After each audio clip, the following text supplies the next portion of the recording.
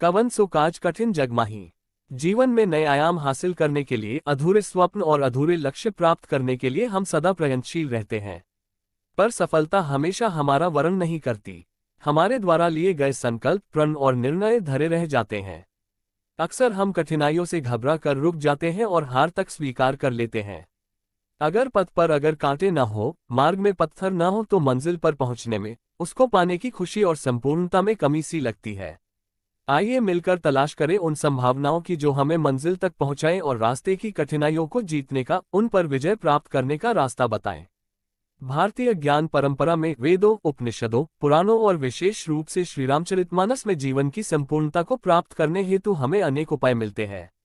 इन ग्रंथों में जीवन में सकारात्मक बदलाव लाने, अपनी क्षमताओं को पहचानने, अपने चरम उत्कर्ष को प्राप्त करने के अनेक सूत्र मिलते हैं। श्रीरामचरितमानस एक अद्भुत जीवन ज्ञान ज्योति पुंज है। इसकी आभा से आलोकित पथ पर चलकर हम अपना जीवन प्रकाशमय कर सकते हैं। श्रीरामचरितमानस में 4 वेद, 18 महापुराण और 6 शास्त्रों का रस है। इसके दिव्य शब्दों में अनादिकाल से चलती आ रही वैदिक जीवन धारा, विद्वानों का विद्वत्व और तप का निचोड़ है। वर्तमान समय में पश्चिम से जब ये ज्ञान एक नई पैकिंग में हमें दोबारा भेजा जा रहा है, तब हमारा ये कर्तव्य है कि हम स्वयं अपनी विचारधारा आधुनिक, समयानुकूल और समकालीन बनाते हुए इस कालजयी ज्ञान से प्रेरणा लें। यथारूप को नए संदर्भों में नए ढंग से परिभाषित करें। श्रीरामचरितमानस के प्रसंगों को नए दृष्टिकोण और नई दृष्टि से देखें। हम पाएंगे कि हमारे सामने नए आयाम, नई सोच और नई राहें खुल रही हैं। श्रीरामचरितमानस का एक प्रसंग दृष्टिगत कीजिए। माता सीता के हरण के पश्चात उनकी खोज में अनेक वानर भालू समूह विभिन्न दिशाओं में भेजे गए।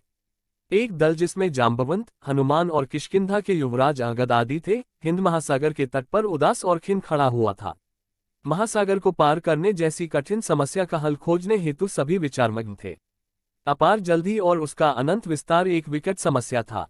भय, असफल लौटने पर सुग्रीव द्वारा मृत्युदंड का भय, विषाद, संपाति से लंका का पता जान लेने बाद भी कोई मार्ग न मिलना और निराशा में सभी डूबे हुए थे। न कोई सेतु, पुल या रास्ता नजर आता था, न कोई नौक, जलयान जो बेड़ा पार लगाए, न कोई वृक्ष, पेड़, लता आदि जिन पर लटक कर वे लंका पहुंच जाएं। ऐसे में निराश और हताश होना स्वाभाविक है।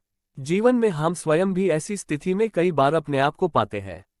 सामने मंजिल होती है पर रास्ता नहीं मिलता। तब निराशा घेरने लगती है जो आगे जाकर अवसाद का रूप ले लेती है। जब जीवन में ऐसे प्रश्न उठ खड़े हो तो क्या करें? इसका उपाय भी हमें श्रीरामचरितमानस में मिलता है। जाम्बवंत एक मोटिवेशनल स्पीकर की तरह सामने आते हैं। एक अनुभवी लीडर की तरह जाम्बवंत टीम का मार्गदर्शन करते हैं। कहीं रीछपती सुनू हनुमाना, का चुप साधी रहे हूँ बलवाना। जाम्बवंत हनुमान को निराशा और विषाद को त्याग कर अपनी शक्ति को जगाने और अंदर छुपी संभावनाओं को पहचानने के लिए प्रेरित करते हैं। जाम्बवंत कहते हैं, पवन तनय बल पवन समाना, बुद्धि विवेक विज्ञान निधाना, कवन सो काज कठिन जग माही, जो नहीं होई तात तुम पाही।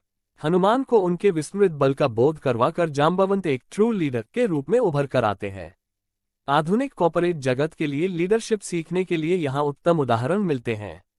इन सारगर्भित शब्दों को समझने का प्रयत्न करते हैं। पवन में जीवन निर्माण, पोषण, पालन और विध्वंस की शक्ति है। उस पवन तत्व अर्थात नवसृजनात्मक ऊर्जा को अपने में जागृत करना, स्वयं को सामर्थ्यवान मानना सबसे ज्यादा आवश्यक है। बुद्धि अर्थात सोचने समझने की शक्ति, ज्ञान और बुद्धिमत्ता का प्रासंगिक उपयोग करने की शक्ति का महत्व दूसरे नंबर पर रखा है। विवेचना करने की ताकत, स्थिति का पूर्ण अवलोकन, स्वतंत्र रूप से सोचने, लाभ और हानि का विचार और प्रसंगानुकूल विश्लेषण, सही और गलत को कहने का साहस, सही निर्णय लेने की क्षमता रखना ही विवेक है। जाम्बवंत के शब्दों में कितना रहस्य छुपा है। विज्ञान यानी अपने विषय पर पूर्ण अधिकार, उसमें पांडित्य हासिल करना भी उतना ही महत्वपूर्ण है। कहने का अर्थ यह है कि जब आप में संभावनाएं और क्षमता हो, आत्मविश्वास यानी स्वयं पर भरोसा हो, अपेक्षित कौशल और कठिनाइयों से जीतने का साहस हो, तब कोई काम आपके लिए कठिन नहीं है। जिसने अपने हृदय में इस भाव को धारण किया उसने सफलता को प्राप्त किया। हनुमान पर इन दिव्य शब्दों ने जादू सा असर किया और उन्हें अपनी सुप्त शक्तियों और क्षमताओं का भान हुआ। उन्हें आभास हुआ कि वे राम कार्य के लिए सर्वथा उपयुक्त है और लक्ष्य को प्राप्त करना उनके लिए संभव है। उन्होंने कठिनाइयों को जीता और सफल हुए।